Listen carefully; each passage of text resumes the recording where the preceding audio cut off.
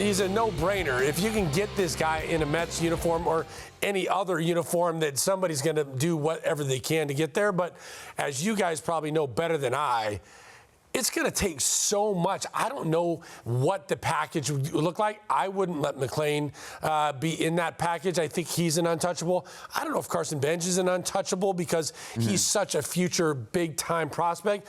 But outside of that, I think you're going to need big league talent that's ready and controllable right now. And so we're talking about a Vientos or Beatty, a McNeil for sure, and then a lot of additional talent as well. So I just don't know if the price tag's too high, but if you could find a way to make the package work, this guy is elite, and I think he's going to be elite for a long time. Yeah, the Tigers don't have any leverage. He's the best pitcher in baseball. He's available. I mean, look, if it takes Benj, you got to do it. I don't know about McLean.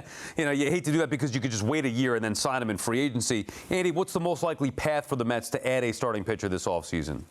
You mean like trade or free agency? Yeah, I would say they're probably going to do both. I think they'll trade for a top-of-the-rotation guy or try their best to do so.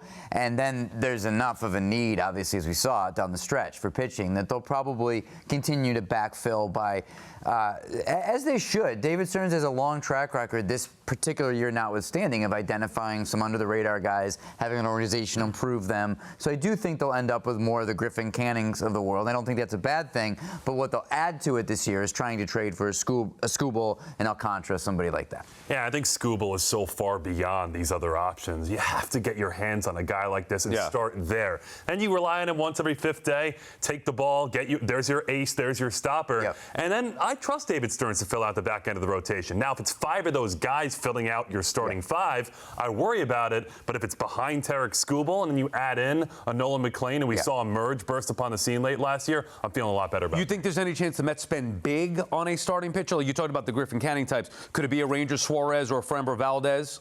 I don't see them getting into a bidding war with somebody like that. I really do think obviously, this year was a humbling experience for the Mets front office, but their basic principles are you draft, develop, and extend elite pitching. You don't sign them when they're 29, 30, 31 years old. So I think that's why I think the trade route is where we should watch. Which I agree with, by the way, which in part should make Nolan McLean untouchable. What makes Nolan McLean untouchable to you, Todd?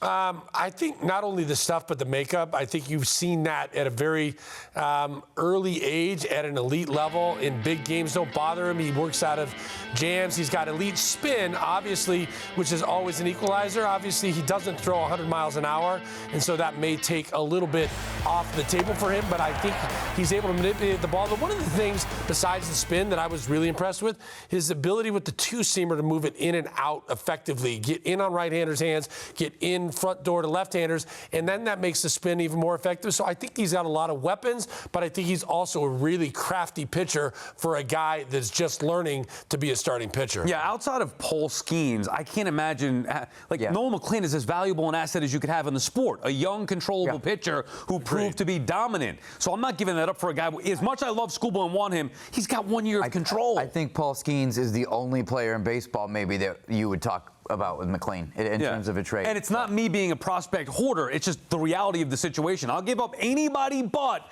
Nolan McLean for Skubal.